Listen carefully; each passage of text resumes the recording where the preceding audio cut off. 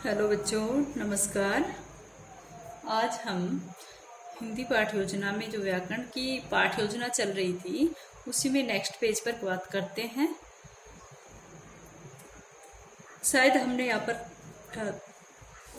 कर लिया था। अब अपना नेक्स्ट जो है शिक्षण उद्देश्य आ जाता है, वो है अभिवृत्ति।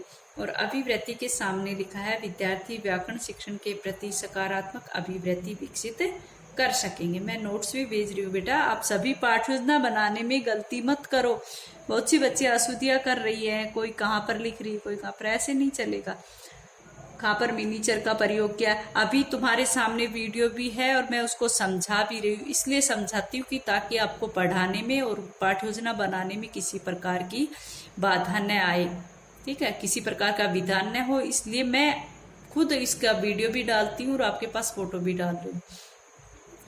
कौन सी विषय वस्तु कहाँ पर लगाई जाती है, कौन सा चार्ट कहाँ पर, और कौन सी ब्लैक बोर्ड कहाँ लगाना है, मिनीचर कैसे लगाना है, ये सब चीजें आपको दिखा रही हूँ बार बार, तो कोई भी बच्ची गलती नहीं करेगी, ठीक है।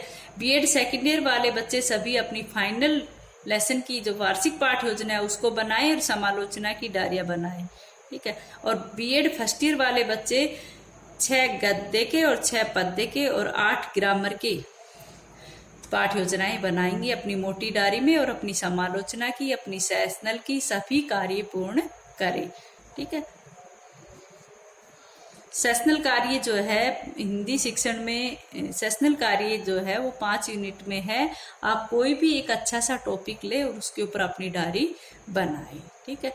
वरना मैं रोल नंबर वाइज आपको डिवाइड करके बता दूंगी कि एक यूनिट में से इतने बच्चे करेंगे, एक यूनिट में से इतने, लेकिन आप 28 बच्चे हो तो 10-10 बच्चे कर लेना लास्ट वाली यूनिट में, यानी कि 10-10 बच्चे करें।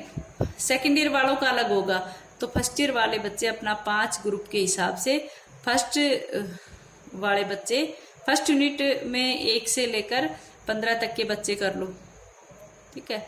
लेकिन आप 30 हो तो उस हिसाब से आपको 6 या 7 बच्चे करने पड़ेंगे, जितने वहां तक रोल नंबर आते हैं आपके 30 तक, 1 से 30 तक जो बच्ची आ जाती है वो फर्स्ट यूनिट, और 31 से 60 सेकंड में से कर लो, ठीक है। इस तरह से आप कर लो 5 यूनिट का आपका पाठ जो हिंदी शिक्षण ग्रामर का, और इसमें व्याख्या का सारे इसी में आ जाएगा, ठीक है। तो नेक्स्ट जो है वो आपका शिक्षण उद्देश्य है अभिरुचि।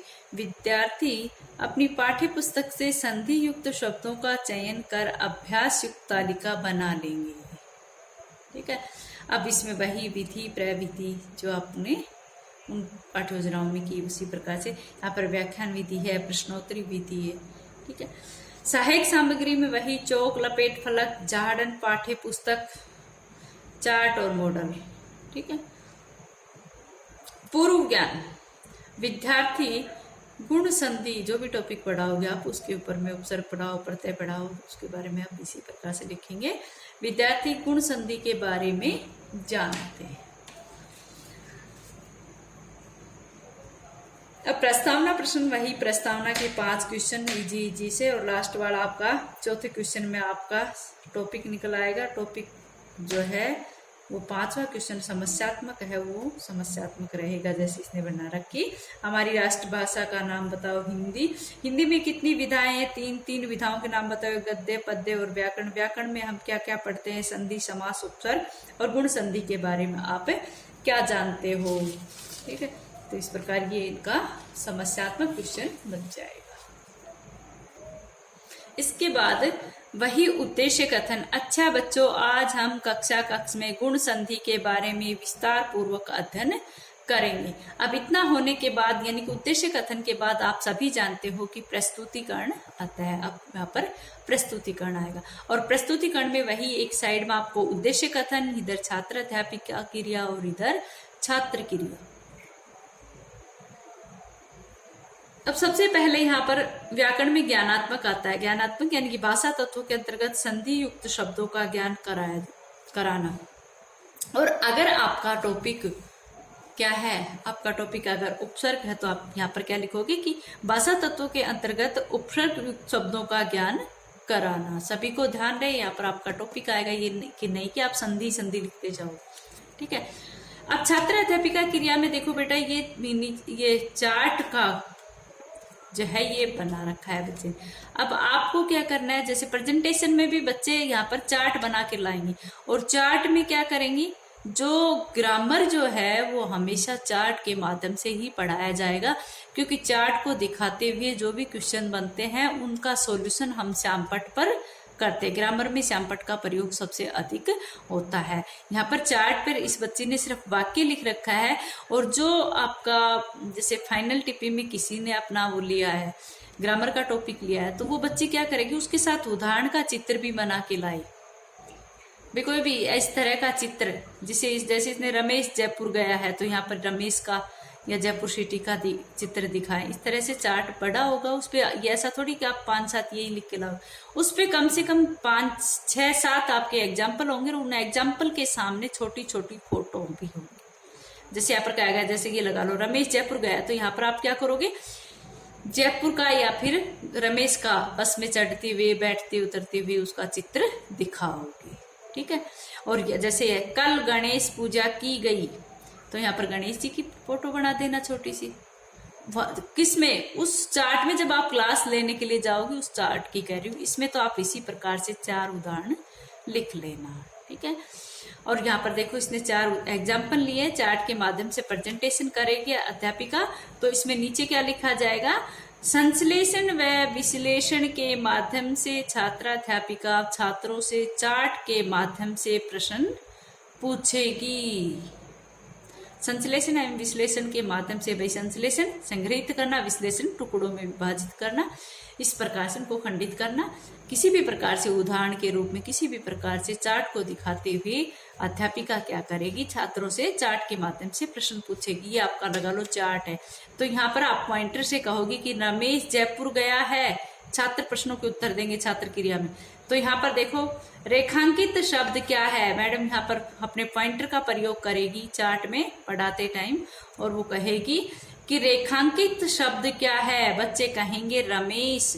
फिर रेखांकित, अगला क्वेश्चन है, रेखांकित शब्द का संधि विच्छेद करो, तो बच्चे कहेंगे रमा प्लस इस, क्योंकि बच्चों को संधि का पाठ एक दिन पहले पढ़ चुके हैं। रमा प्लस इस, और इसमें किस किस का डिवाइड, रमा घन इस।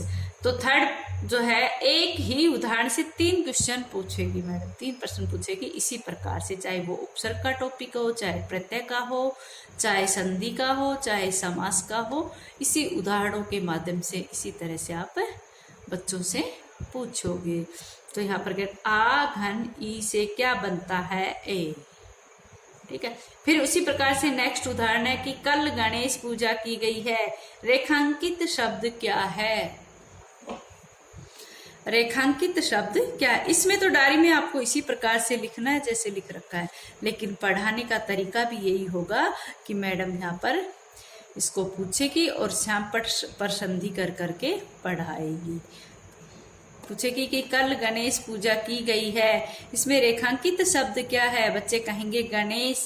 तो रेखांकित शब्द का संधि विच्छेद करो, तो बच्चे कहेंगे गण प्लस इस, ए प्लस ई। ए घन ई से मिलकर क्या बनता है, अ। रेखांकित शब्द दूसरा, तीसरा उदाहरण, देवेंद्र ईमानदार लड़का है, रेखांकित शब्द क्या है, देवेंद्र। रेखांकित शब्द का संधि विच्छेद करो, देव प्लस इंद्र, ए घन ई मिलकर क्या बनेगा, ए। इस प्रकार से आपको ये उदाहरण के माध्यम से पढ़ाना है।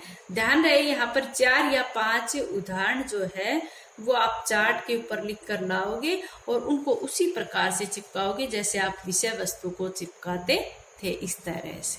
क्योंकि नीचे की औपचारिकताएं हमें सारी की सारी लिखनी है कि अध्यापिका क्या पूछ रही है, किस तरह से पूछ रही है, वो सारे क्वेश्चन बनाकर हमें यहाँ लिखने हैं और छात्र क्रिया में इसके आंसर लिखने हैं।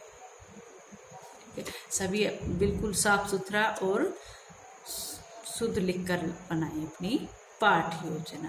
ठीक है, हो गए। कितने उदाहरण हो गए, 1 2 कहने का अर्थ है कि चार या 5 आपके उदाहरण रहेंगे, जिनमें से प्रत्येक में से 3 क्वेश्चन बन के आ रहे हैं कि रेखांकित शब्द क्या है। रमा प्लस इस है तो फिर नहीं, सॉरी, रमेश है तो रेखांकित शब्द का संधि विच्छेद करें, जब बच्चे कहेंगे रमा प्लस इस। फिर तीसरा होगा कि आ घन ई, जो इसमें जो भी आया है उसके बारे में पूछ के आप तीसरा क्वेश्चन बनाओगे। चारों ही पॉइंटों के इसी प्रकार से क्वेश्चन आपको बनाने हैं।